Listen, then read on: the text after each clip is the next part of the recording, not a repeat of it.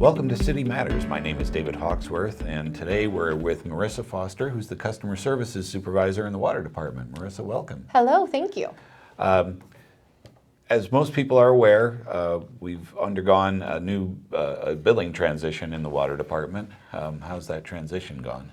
It was rough at first, of course, just because of the volume of accounts and different information, but we really are finding our way now, and we're really getting back to a good balance. So. Well, good. Yeah, it's been a couple of months. Yes. So I know you were going crazy for a little while there.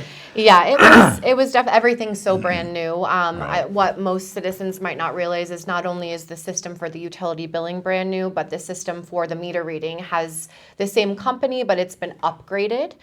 So we kind of went through two conversions, two transitions, at the same time. So navigating both of those simultaneously added to kind of the difficult level or difficulty level, if you will.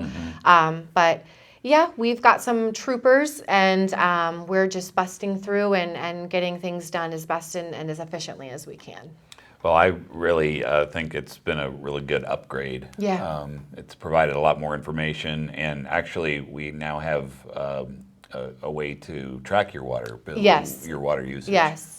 And that's really helpful for everyone, but a lot of our landlords that have lots of properties, that's extremely helpful for them, especially vacant properties that, they may not have maintenance staff or handymans to go over and check every day. They can look and see if a toilet sprung a leak or something like that. So there's multiple facets that are helpful. Yeah, if you just go to the Water Department's page on the city's website, which is, I think it's salina-ks.gov/water-department. Department. Okay.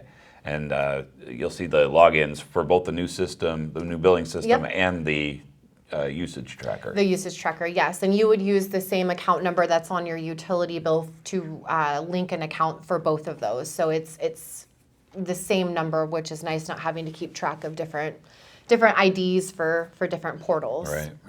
Well, speaking of billing Yes. and the bills, excuse me, there have been a number of questions from Yes. customers about the base fees Correct. that are on the bill. Yes. And so we thought this would be a good opportunity to clarify that. Most definitely. So there are always what we would call base fees or users charges, which is essentially what I would simplify as kind of like a service fee, if you will.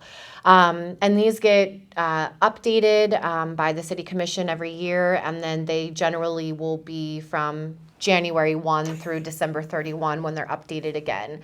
These rates have always been included in the price of the billing. However, on the old utility billing system, the service fee for both water and what was called wastewater, which is sewer, were included in the total charge for your price on your bill. Whereas with the new system, we've broken it out. So that way you can kind of see the total culmination of all of your charges versus it kind of being put together.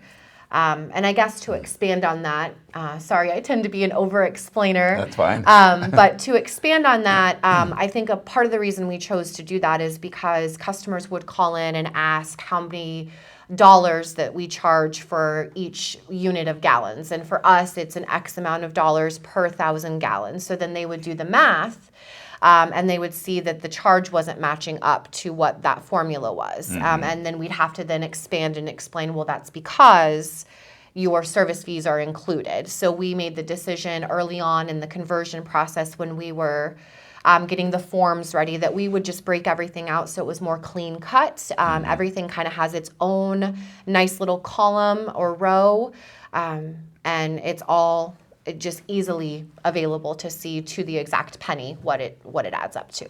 Okay. So in other words, the basic rates haven't changed. Nope. None of that has changed. It's just 2 line items in the bill instead of just 1. Correct. So yeah, I mean, without having a customer have to go back and do the math, but if they were to, they would easily be able to take the amount of gallons times the rate, and then the difference between that and their total charge would add up directly to what the base fee is. And I know we have some customers that have been a bit confused about that or feel maybe that they have new charges on the bill. And we're here to assure you they're not new. They have always been there. They are on the rate schedule, which we can probably include with this as well. It's just we tried to break it out so it's a little bit easier to, I guess, get a full picture, if you will. Right, right. And we just wanted to make that clarification Yes. to make sure people know the water billing rates haven't changed at all No. since the transition went into effect. That is correct. Yeah, the rates are the same. They do update, as I mentioned. The commission decides on that in budgeting decisions. So they're the same rates from January 1. We billed through our old system from the January 1 through June 7. So those rates would have been the exact same the entire time. And then, of course, what has now come out of the new system will match directly rate-wise. And then there might be a rate change Sure. at the beginning of next year. Correct, and then that would be reflected. Usually it is pretty subtle. Usually it's no more than about 3% at a maximum. So we're usually, especially for the service fees, you're looking at cents. From $6.56 to maybe $6.62 or something very subtle. So as far as that goes, yes, you could potentially see a change in the future, but that would have been the same thing in previous years with the old system Right. as well. Okay. Okay. Well, good to know. Yes, most definitely. Hopefully that helps clear up a little bit for anyone who might have been thinking they were new or extra charges. Right. Right. Okay. Anything else we need to know? Yes, I just did want to touch base. There is a QR code here on all of the utility bills that will take you directly to our new customer portal. One thing that we are finding out is while customers are aware that we did do a conversion or an upgrade, we have found that some customers are attempting to log into the new customer portal with their old information from the previous customer portal. And we wouldn't expect the citizens to know that all of the in-depth changes, but they are doing that and signing in as if it's just maybe a upgraded version of the old system. And then, of course, because that's not working, because it's a completely separate system, they will choose the option that says, forget my password, or I forgot my password. And it tells them that it's going to send them a link, but they're not registered. So there's nowhere for it to send the link to. So the simplest way that I can put it is they put themselves into what I would call like a limbo, where they've entered their website. So the new company, Tyler Technologies, their citizen self-service portal is it's like it's halfway in the door, if you will. So the email's been entered, but it's not registered. So again, that brings us back to the limbo where I don't have the option as an administrator to go in and reset anything for them. And because they've entered that email, they are now blocked out from creating a new account. So again, they're just kind of stuck.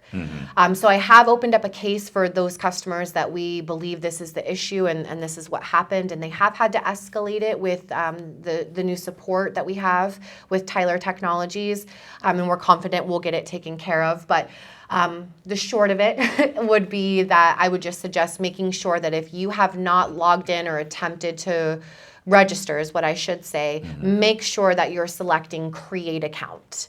At the bottom, it is underneath the email and password field. So I know our eye lines may skip, not see that, but it is imperative.